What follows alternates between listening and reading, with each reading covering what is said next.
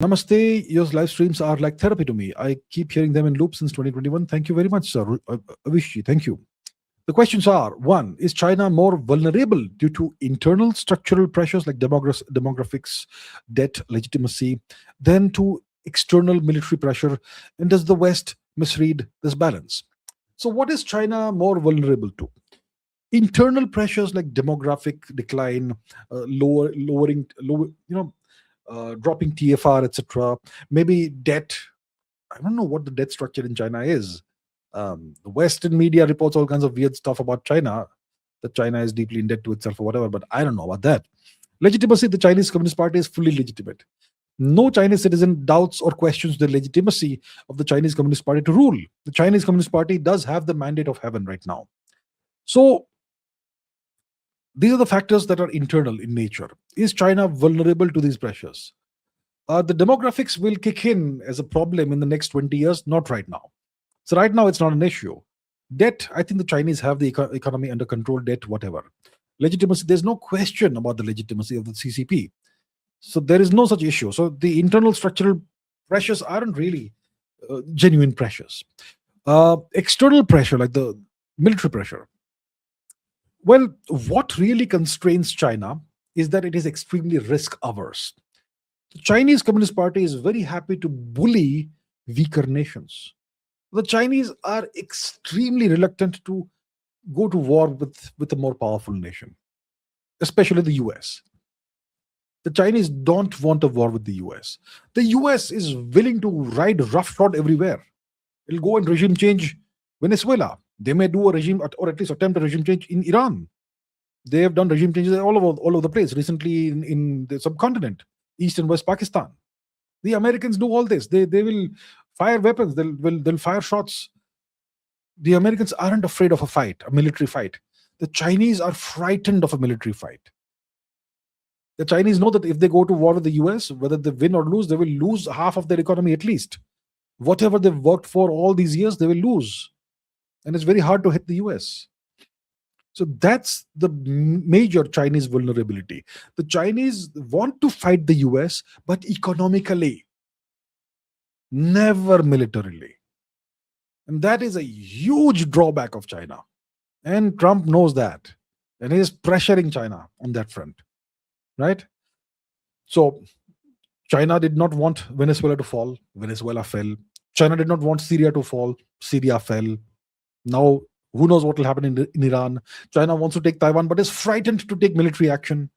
It's very clear what China is afraid of now. It's becoming more and more clear. China doesn't want military action. China wants economic warfare, but never military warfare. The Americans know it. So they're going to push. So that is what China is vulnerable to. External military pressure, not the internal structural pressures. Second question. Is strategic autonomy a coherent long-term grand strategy for middle powers in periods of intense great power competition? Or does historical evidence suggest that such strategies collapse under systemic crisis, forcing alignment despite prior hedging? Okay.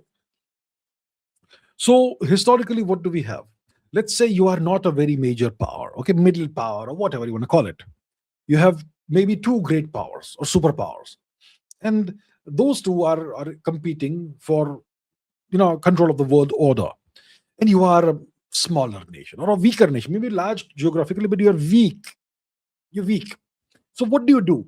So ideally, as a weaker nation, what you do is you play a balancing game. You do the balancing act, the tightrope walking act, right? You play one side against another. You try to be friendly with both, or you try to be in such a position that both want you to do something for them, or both want you on their side. So that's the balancing game. That's what you call hedging, right? Strategic autonomy. Now, that's the game India is playing vis-a-vis the US and China. China is more powerful than India, no question. About 4 times more powerful than India. The US is about 20 times more powerful than India. So that's the game we are playing. We became part of the Quad. So if you're part of the Quad, maybe the US will assist us if there's a war with China. all that stuff. We bought American weapons. We are also buying Russian weapons and so on. We allowed American tech products to infiltrate and penetrate India all over the place. Today, India can't run without American tech products, right? Everything Indians do take for granted, whether it is Google, whether it is Gmail, whether it is Instagram, YouTube, Twitter, this, that, WhatsApp, Apple phones, Android phones, laptops, everything is American. What does India make? Nothing. Why? Ask yourselves. What is the government of India doing? What have they done? Why does India make nothing? But India makes nothing. So India became more and more tightly bound to the US, consciously, voluntarily. We buy American F414 jet engines, which are never delivered. Did the government not foresee that? I suppose they did not. So that's the game of hedging. We buy weapons from Russia. We do trade with China. We buy something from France, but we do a lot of our business with the US. So that's the kind of balancing game India has been playing. But when push comes to shove, when the US says get out of Chabahar, or else India has to get out of Chabahar. Tomorrow the US will say something else. What will India do?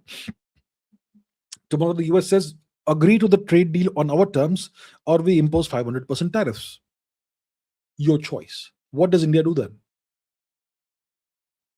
So when a nation is way more powerful than you, this hedging and this balancing doesn't work long term. It works short term. It worked as long as the US did not feel that we need to rearrange the entire global world order and break down the rules-based world order. So until the Biden regime, the US was okay, let the so-called rules-based world order be in place. So India benefited from that. But now the US is changing everything, and now India is under tremendous pressure. The pressure is going to be for India to become a US vassal. In the next 5 years will tell us whether this happens or not. There's a higher likelihood of India becoming a vassal than not, to be very realistic. Yeah. So historical evidence suggests that such strategies collapse under systemic crisis like the one we are facing. The systemic crisis that we are seeing right now is a crisis that the US has manufactured for its own benefit. What is the crisis? The systemic crisis. The entire world, so-called rules-based world order, the system that the Americans had constructed, they are tearing it down right now. And they are creating a completely different system. That's a systemic crisis.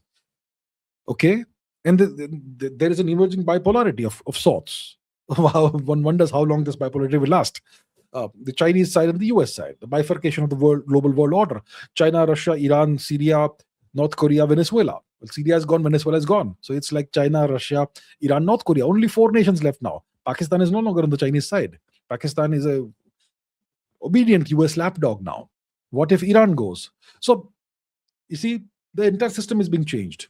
This is a systemic crisis. Complete realignment, reordering of the global world order. And the US knows what it wants from India in this new world order they seek to create. They want India to be an obedient vassal. What's going to happen is the question. It is, if you say we have 2 choices by 2028, okay, vassal, sovereign, 2 choices. To be sovereign, we'll have to pay a lot of prices. We'll have to pay a lot. It's going to cost a lot to remain sovereign. Easy answer, easy choice, become a vassal. I think the likelihood of India becoming a vassal is higher right now, until 2028. If India remains sovereign until 2030, somehow, then it will be hard to stop India after that. But if you are a smart betting person, your money will be on India becoming a vassal. So that is where we are, India. That is exactly where we are. And you can see what happened in Chabahar. India has moved out of Chabahar, essentially. We have liquidated our stake in Chabahar. Right? Maybe that's the first step towards vassalhood. Perhaps.